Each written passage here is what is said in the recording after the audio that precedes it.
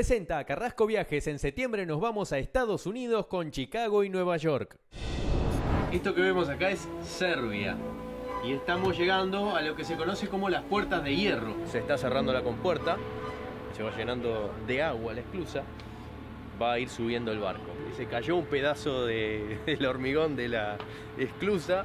Esperemos que siga funcionando, a pesar de que estamos hablando de la época soviética, de la época comunista. Cada una de estas regiones empezó a pelear entre sí, se independizaron, se formaron los países que hoy conocemos, incluso con guerras que duraron hasta hace muy pocos años. Así que vamos a esperar a que la esclusa se empiece a llenar de agua y vamos a ver cómo subimos decenas de metros para después seguir navegando del otro lado de la represa, si es que funciona. Ahora sí terminamos de subir y para tener idea de la altura, eso gris que vemos ahí abajo es lo que veíamos muy alto cuando estábamos esperando que se llene la compuerta. Estamos al lado de los cables de alta tensión y estoy junto a la torre y hay varios. Y estamos en un barco todo de metal y yo estoy agarrando la baranda. No. Pero bueno, yo confío en la gente que sabe, ¿eh? Los rusos construyeron esto muy bien y no va a haber ningún problema.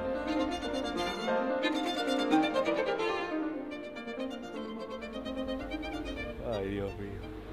¿Cuánto falta para que abra la compuerta?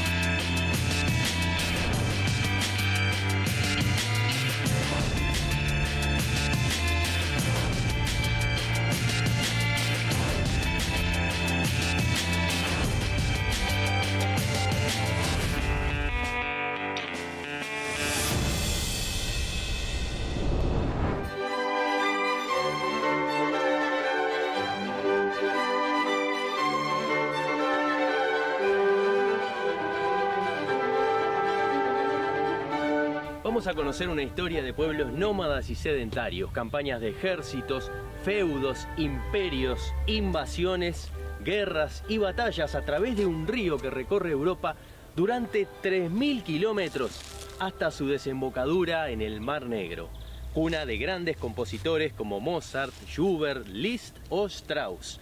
Vamos a recorrer el Danubio.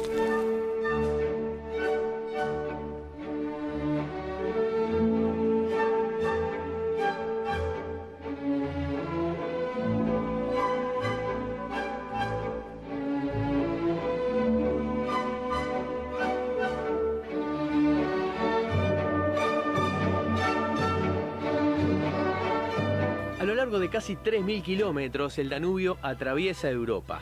Y durante miles de años los pueblos crecieron en sus orillas, ayudados por la fertilidad de las tierras de este río, que nace en la Selva Negra y atraviesa 10 países: Alemania, Austria, Eslovaquia, Hungría, Croacia, Serbia, Rumania, Bulgaria, Moldavia y Ucrania, para terminar en el Mar Negro.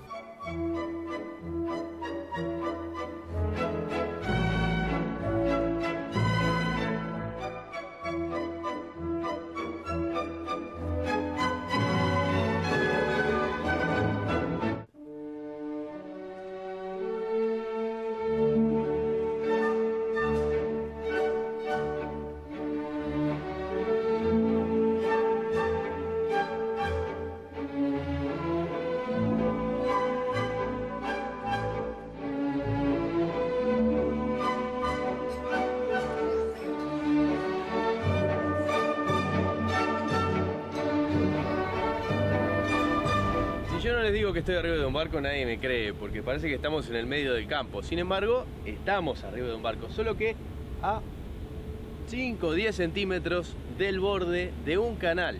Y este canal son las esclusas. Se acaba de llenar la esclusa, por eso el barco subió de nivel. Estamos en el borde a pocos centímetros de los árboles.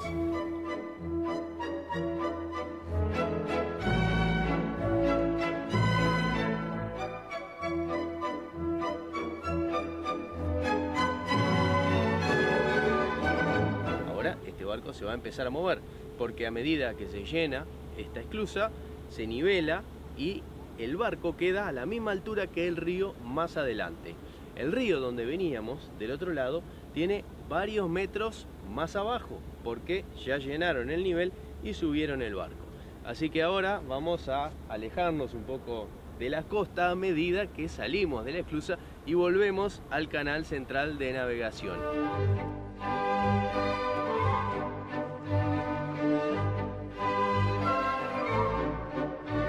Parte de lo interesante de este recorrido por el Danubio, que además de los paisajes espectaculares, de las ciudades que se van recorriendo y de que estamos muy cerca de la costa navegando, tenemos estos adicionales que son el paso de las esclusas. Es como si fuera el canal de Panamá, pero en el río Danubio.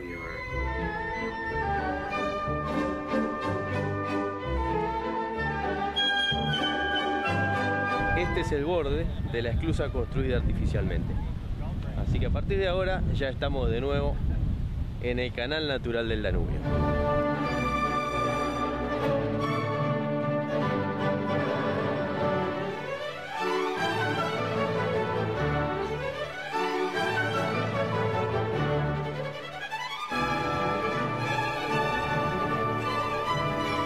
Cuando uno piensa cómo es navegar por un barco en el Danubio, en un río, generalmente no se imagina que es así. Ahora, por ejemplo, estoy en la habitación. Estos barcos son muy largos, son cruceros, pero cruceros de río.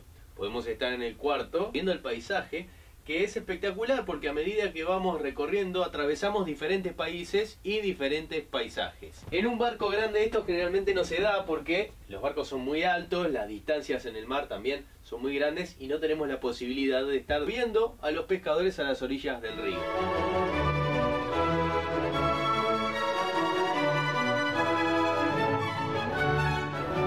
Esto que vemos acá es Serbia y estamos llegando a lo que se conoce como las puertas de hierro. Es una zona en realidad, ¿no? Tiene compuertas, esclusas, que fueron hechas como embalses porque en la época en que el régimen comunista dominaba este lugar, se construyeron represas para generar energía hidroeléctrica. A los bordes del Danubio, en esta parte de Serbia, hay unos paisajes increíbles y las puertas de hierro son un desfiladero de montañas que se cierran de tal manera que el pasaje se hace muy estrecho. Por eso, durante siglos, este lugar fue clave.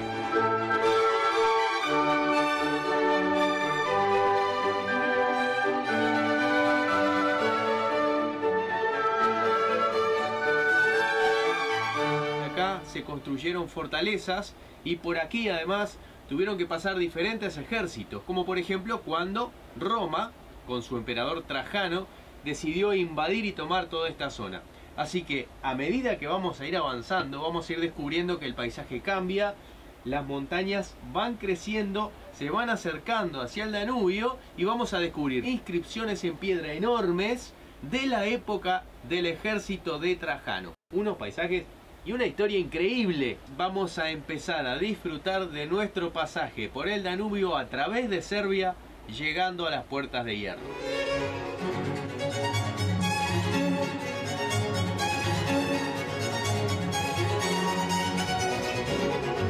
En la época del régimen comunista se construyeron represas. Esta es una gran represa que genera energía hidroeléctrica para la zona.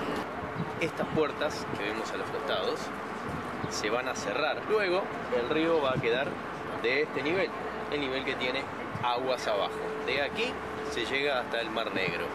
Pero de este lado nosotros vamos a empezar a subir. Se va a abrir la compuerta que tenemos adelante y ahí el barco va a seguir navegando aguas arriba. Así que esta obra de ingeniería enorme lo que hizo fue transformar el flujo del río. Y por eso los barcos tienen que pasar sí o sí por estas esclusas.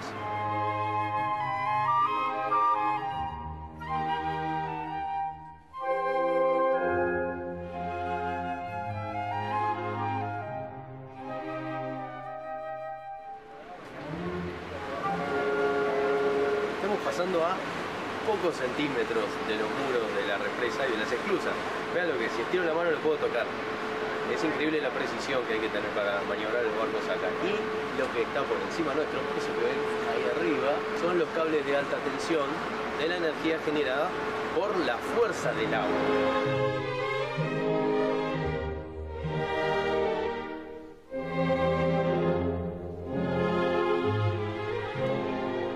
Yo pensaba que cuando nos estábamos acercando y entrando en la esclusa estábamos a pocos centímetros de la pared. Vean lo que es esto. Está pegado prácticamente. Ahora lo que yo no entiendo es cómo hacen para separarlo, porque cuando me asomo me estoy dando cuenta de que no hay ningún protector. O sea que el barco perfectamente podría estar pegando contra el borde. Sin embargo está separado a unos 10-15 centímetros. Me imagino que allá abajo, por debajo del agua, debe haber algún separador que no se ve. Porque, por ejemplo, para que tengan una idea, ¿no? Esta es la esclusa completa. Allá al fondo se está cerrando la compuerta. De este lado, adelante está la represa. Y lo que vemos al fondo negro es la compuerta, que calculo que va a subir o va a bajar para que nosotros pasemos. Pero todo esto en realidad son toneladas y toneladas de hormigón.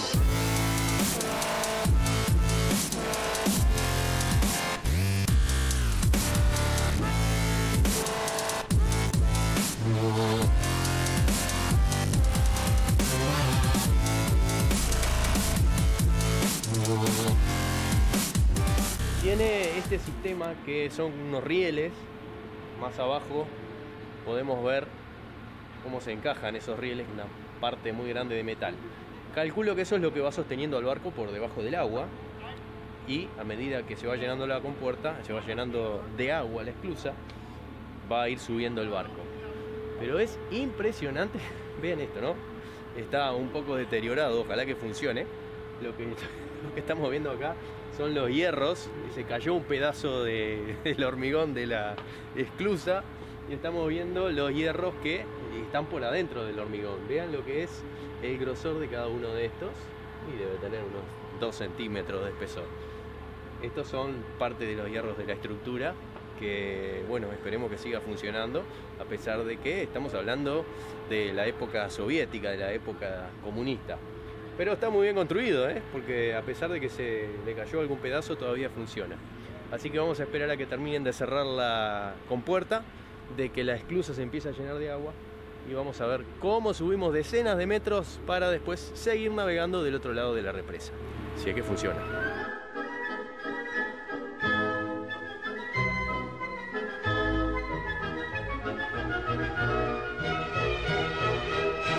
De este lado vemos otro barco que también entró. La esclusa es muy grande, porque está preparada para generalmente los barcos de carga, que son fundamentales en esta zona, porque gran parte de la producción, incluso producción pesada, de todos estos países de Europa Central, Europa del Este, llevan sus mercaderías a través del río Danubio. Entonces, por aquí entran varios barcos, o alguno muy grande. Y aquí estamos los dos barcos esperando a que se llene la esclusa.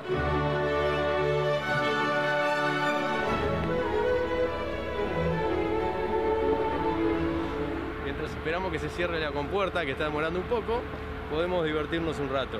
Y mientras, pensar en cómo fue construido esto, porque estamos hablando de la época del régimen comunista. Entonces, estos países formaban parte de un conglomerado muy grande, donde las distintas regiones en esa época de lo que era la Unión Soviética estaban divididas, sobre todo por Stalin, en zonas donde se producían diferentes componentes. Por ejemplo, había una zona que producía las ruedas para los tractores, y había otra zona en otro lado de la Unión Soviética que armaba los tractores. Había una zona que producía el hierro, y en otro lado del país, muy lejos, había otra zona que manufacturaba el hierro. Lo mismo pasaba con el cemento y todo tipo de cosas. ¿Para qué?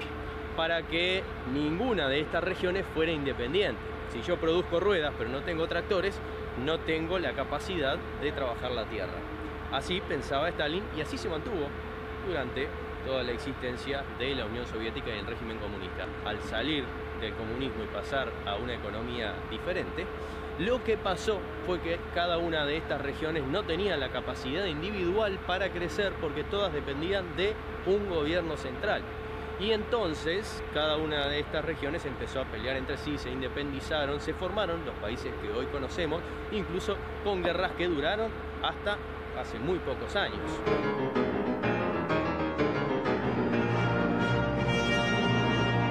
Consecuencia de todo este desmembramiento de la Unión Soviética fue, por ejemplo, la zona de los Balcanes, donde Serbia, el lugar donde estamos ahora, formaba parte de ese gran conglomerado, pero después las distintas etnias pelearon entre sí. Lo que pasó fue que cada una de estas regiones no tenía capacidad independiente para crecer, ya que producían industrias enormes, pero con componentes aislados. Estas industrias pasaron a manos de los representantes o dirigentes de la época comunista, pasaron a ser empresarios.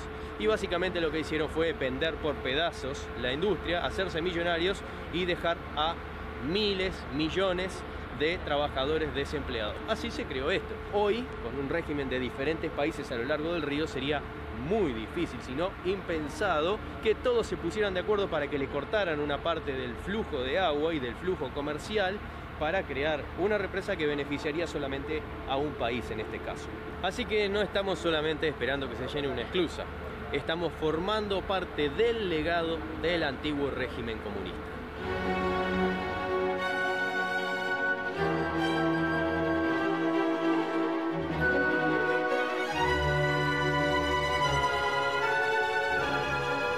Ahora sí se está llenando la esclusa y vean cómo sube, ¿no? Es muy rápido, tenemos en cuenta el tamaño que tiene esta esclusa. O sea, para tener una idea, allá atrás está la compuerta que se cerró y de este lado, allá atrás está la otra. Es bastante ancha, por lo tanto, millones de litros están llenando en este momento la parte de abajo del barco y nos están empujando hacia arriba. Resultado, esto. Estamos por llegar ya a la parte de arriba, decenas de metros más alto de lo que estábamos. Estamos debajo de los cables de alta tensión y en unos segundos ya vamos a empezar a ver qué hay del otro lado.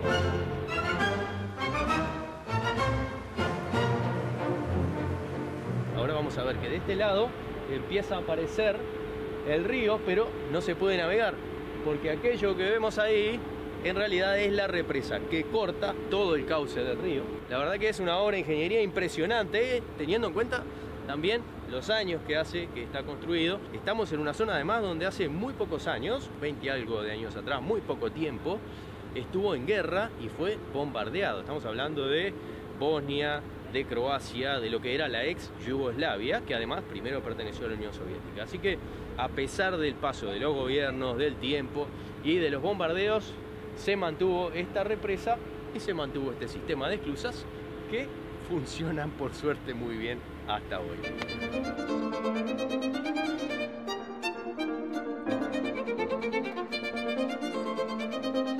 Ahora sí terminamos de subir y para tener idea de la altura, eso gris que vemos ahí abajo es lo que veíamos muy alto cuando estábamos esperando que se llene la compuerta.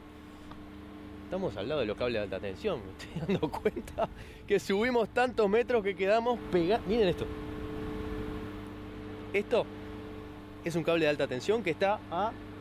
Aquí estamos, 10 metros de altura. Y estoy junto a la torre y hay varios. Y estamos en un barco todo de metal. Y yo estoy agarrando la baranda. No. Pero bueno, yo confío en la gente que sabe, ¿eh? Los rusos construyeron esto muy bien. Y no va a haber ningún problema.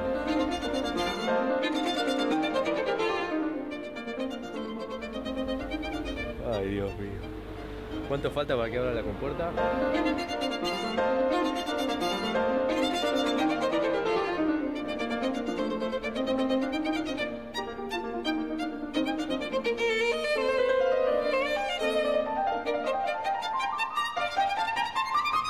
Ese puente pequeño que vemos ahí atrás es la compuerta cerrada. Todo eso se llenó de agua. Como ven, el nivel de río ahora está igual. Y de este lado ahora se abrió la compuerta de adelante y vamos a empezar a atravesar la represa. Hay otra compuerta más del otro lado. Así que vamos a pasar por debajo y después esperar que de vuelta se nivele el río para seguir.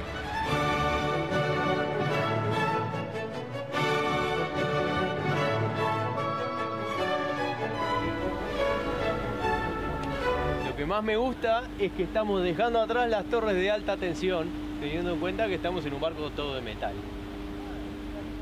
Ya está, pasó el peligro.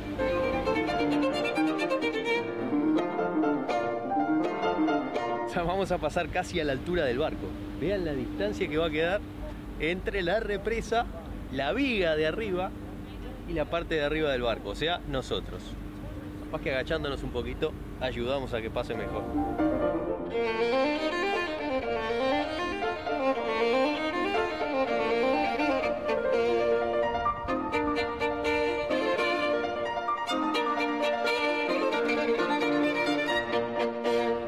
Esto puede considerarse una gran obra de ingeniería, pero si pensamos que detrás de este muro, de aquel y de aquel hay agua hasta arriba.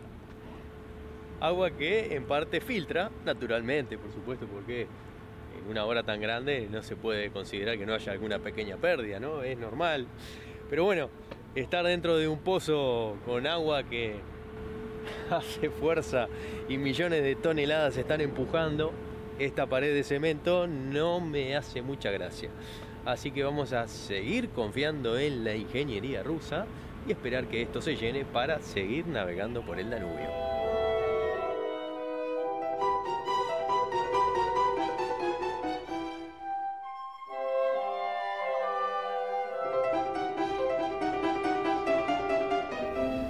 Subimos entre 40 y 50 metros de altura en pocos minutos. Detrás está la represa y ya estamos en la zona en donde las montañas empiezan a rodear el río Danubio. Y es justamente esta montaña la que se utilizó para llenar el embalse y generar energía eléctrica. Ahora se está bajando la compuerta de la parte de adelante, ya estamos al mismo nivel del río y vamos a seguir navegando por el Danubio.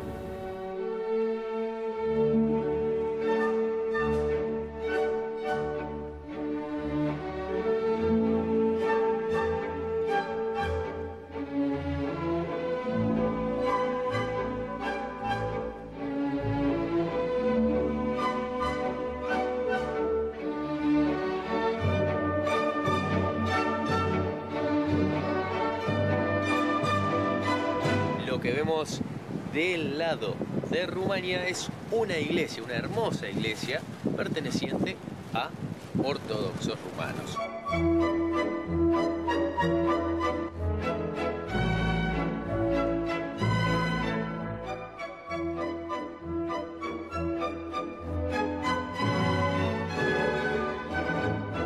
Estamos pasando por una zona del Danubio conocida como Iron Gates o Puertas de Hierro.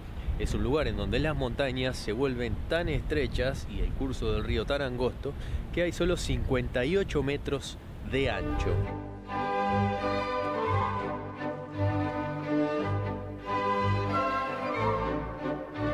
Tengamos en cuenta que en sus casi 3.000 kilómetros de recorrido el Danubio es realmente muy ancho en casi toda su extensión. Pero aquí, como se hace tan angosto y las montañas lo cierran, fue siempre un punto estratégico y un lugar de conflicto de distintas civilizaciones a lo largo de la historia. Tengamos en cuenta también que esto es Rumania, pero esto es Serbia, así que el Danubio siempre fue frontera natural. Por lo tanto, vemos distintos símbolos a lo largo de este pasaje. Uno de los que más llama la atención es una enorme escultura representando la cabeza de un rey.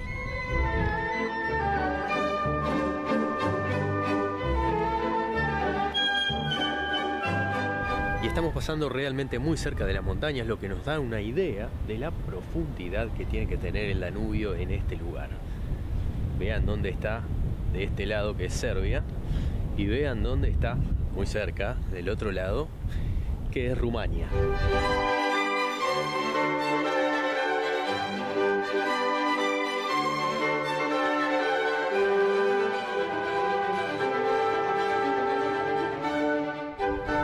Es bastante larga la zona de estas puertas de hierro y es justamente por eso que aquí siempre fue un sitio complicado para las tropas o los ejércitos que querían conquistar la zona. Marcas de eso todavía quedan en la roca como una inscripción romana de la época de Trajano.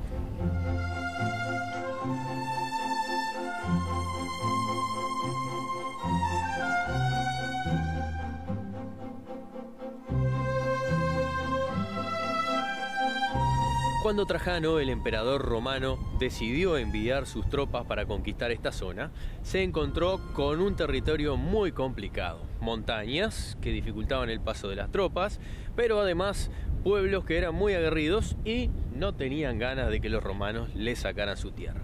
Así que les fue muy difícil, demoraron mucho tiempo y por eso cuando lograron conquistar este lugar dejaron inscripciones.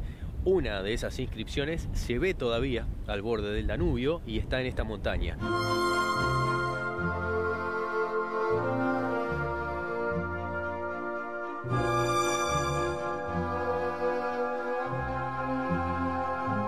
Imagínense lo importante que debe haber sido para los romanos después de tanto sufrimiento llegar hasta este lugar y lograr la conquista del terreno, que pasaron mucho tiempo esculpiendo una gran parte de la montaña solamente para que diferentes civilizaciones a lo largo de la historia se acordaran de lo que ellos habían hecho. Y funcionó, porque todavía hoy, al ver esas inscripciones, recordamos la historia de las tropas romanas enviadas por Trajano.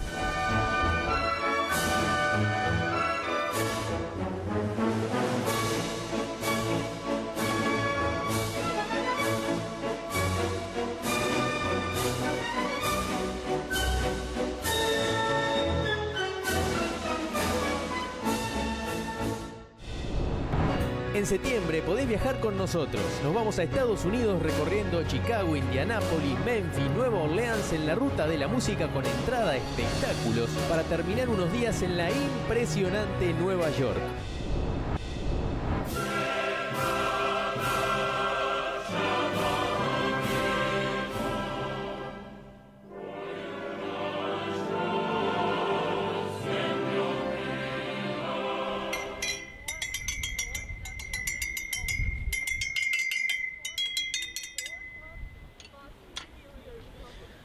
Acabo de tocar el himno nacional croata. Vamos a conocer Vukovar.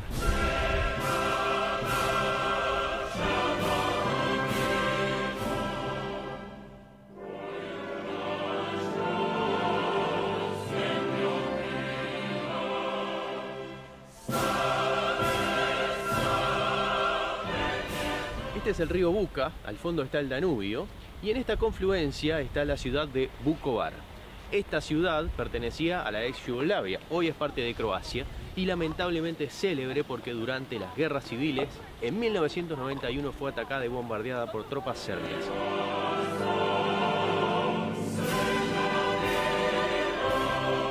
El 90% de la ciudad quedó destruida, por lo tanto todo lo que vemos es nuevo, pero quedan muchos edificios todavía como recuerdo de aquella masacre. Vamos a conocer esta ciudad para conocer gran parte de la historia de esta región.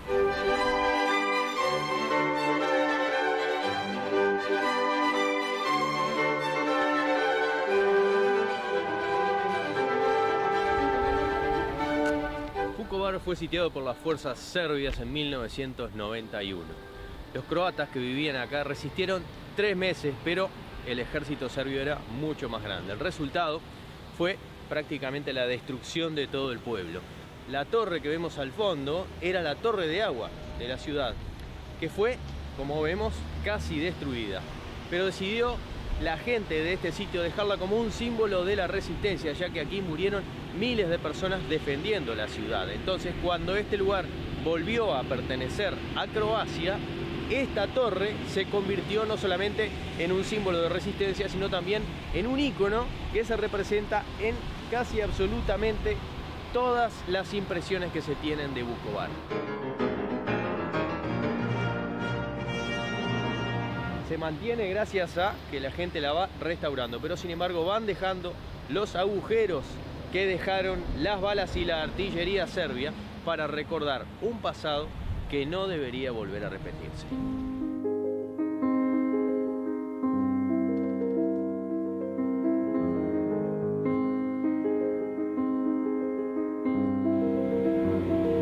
Esto es Osijek, la cuarta ciudad más importante de Croacia, y como toda esta región, Osijek sufrió guerras e invasiones. En el siglo XVII, pensando que los otomanos iban a tomar la zona, construyeron una gran fortaleza.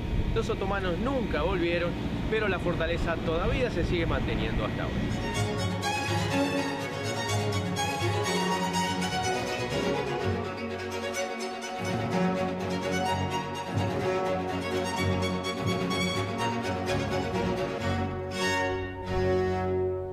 cualquier parte de la ciudad que recorremos nos encontramos con esto, ¿no?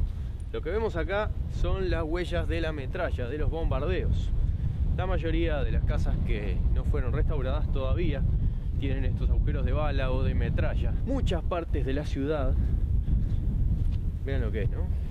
Muchas partes de la ciudad tienen como terrenos baldíos sin casas. Eso eran casas, lo que pasa es que fueron destruidas durante el bombardeo. Así que la guerra no solamente todavía está presente en las personas que la sufrieron, sino que permanentemente las vemos en los edificios.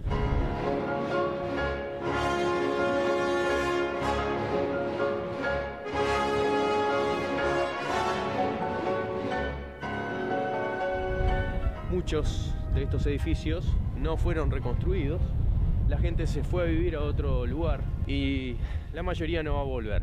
Pero como no se cobran impuestos para las casas abandonadas justamente por la guerra, entonces las personas no las venden y las casas siguen estando así, prácticamente destruidas, pero se mantienen por si alguna vez ellos deciden regresar.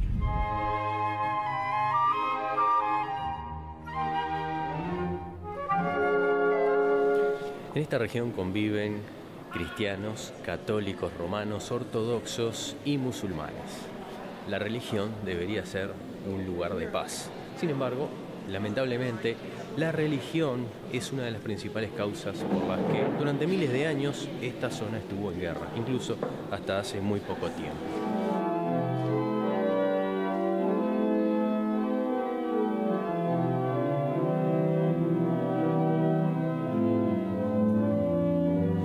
Lamentablemente, las personas a veces malinterpretan el principal cometido de la religión.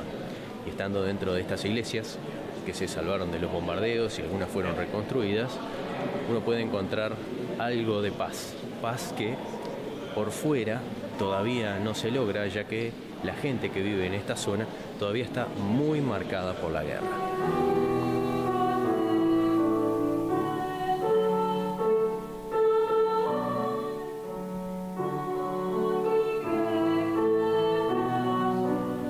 Y a pesar de las guerras, Osijek mantiene todavía edificios de sus diferentes épocas de esplendor.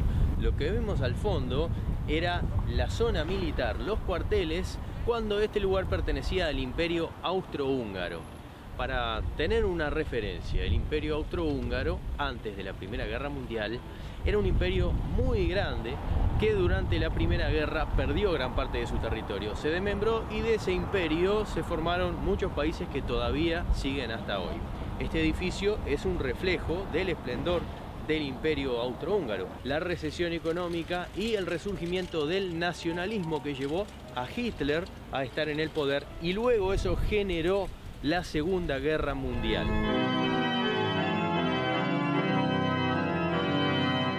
La Segunda Guerra Mundial dejó cicatrices en este lugar, además, porque después de esa guerra, Tito se mantuvo durante 35 años en el poder. Tito estaba apoyado por los partisanos y los partisanos eran serbios. Estamos en una zona croata. Por lo tanto, si vamos más atrás y más atrás y más atrás en la historia, vamos a encontrar siempre alguna razón ideológica, política o religiosa que llevó a que distintas comunidades, incluso hermanos, se enfrentaran entre sí. Generalmente es por un tema religioso o por un tema étnico, y la etnia también generalmente es por algo religioso, o sea que la religión es la base generalmente de los conflictos en esta región. Por lo tanto, para entender las guerras de hoy, tenemos que ir cada vez más atrás al pasado, y probablemente para evitar las guerras del futuro tenemos que ir también hacia el pasado, darnos cuenta de por qué se generaron y tratar de borrar esos odios que van quedando de generaciones atrás.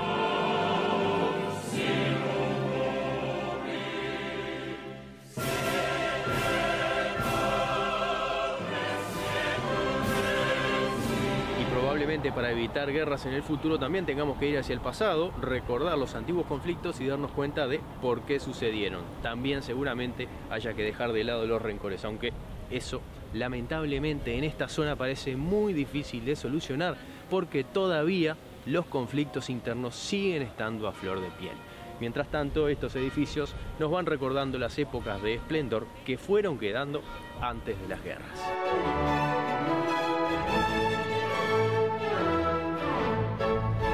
Y hoy este pueblo es así. Más allá de las guerras, la mayoría de las personas quieren vivir una vida tranquila. Es más, las familias generalmente cuando hay guerra no saben dónde refugiarse porque todos tienen algún pariente musulmán o algún lado serbio o algún lado croata o una mezcla. Cada uno tiene padres o madres. Nadie quiere la guerra, pero sin embargo son víctimas de ella.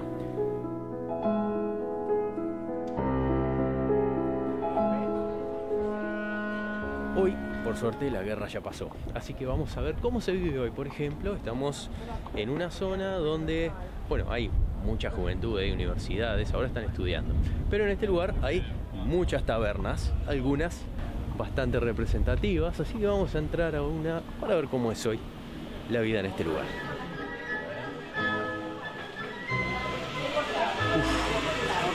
Lo primero que me llama la atención es que se puede fumar adentro de los locales y ya cuando entras hay un olor a humo impresionante.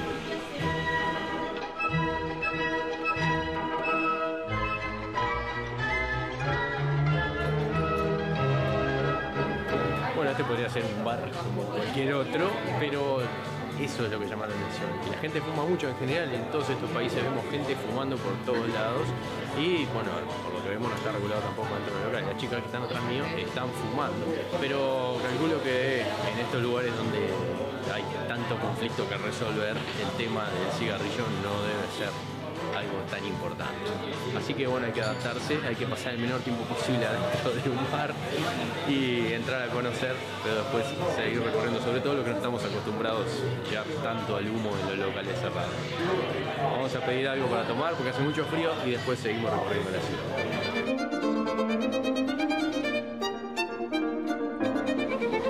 Lo que más se consume acá es la cerveza, porque aquí hay una gran fábrica de cerveza. Y esto es debido a que estamos en una zona muy plana donde se produce gran parte, si no la mayoría, del alimento que consume el país. Por lo tanto, se producen muchos cereales que alimentan a la fábrica de cerveza. Ahora, yo no voy a pedir cerveza, voy a pedir chocolate, así que la pregunta es, ¿cómo se dirá chocolate en Serbia?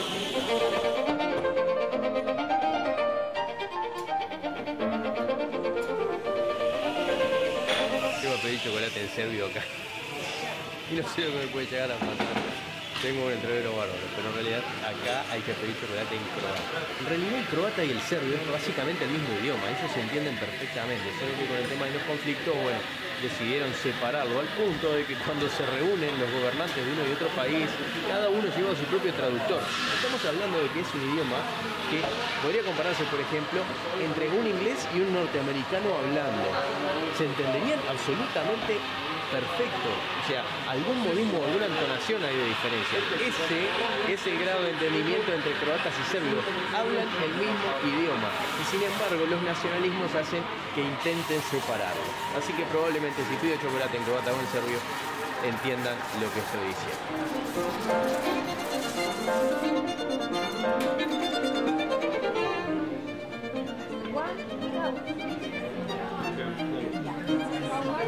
Nunca supe cómo se decía chocolate en serbio. Tengo que pedirlo en inglés.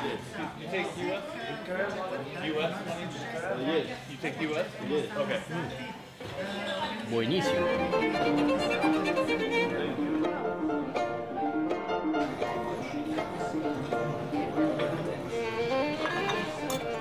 Ahora me quedé con la duda de cómo se dice chocolate en croata. Iba a decir serbio, en croata. Pero tenemos esta solución. A ver. Esto es así, a ver.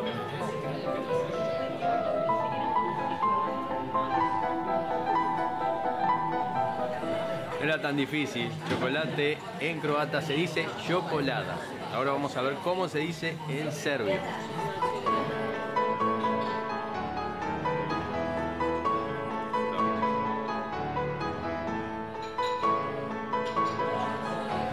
Se dice exactamente igual, no hay ninguna diferencia.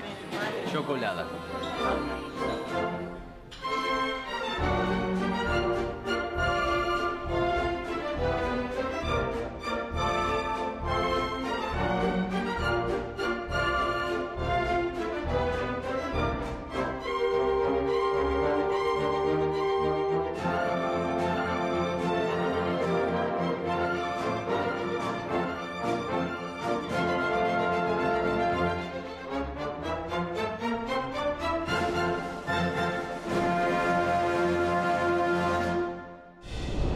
Acompáñanos en este viaje para disfrutar. Carrasco Viajes, desde hace 10 años, la nueva forma de viajar.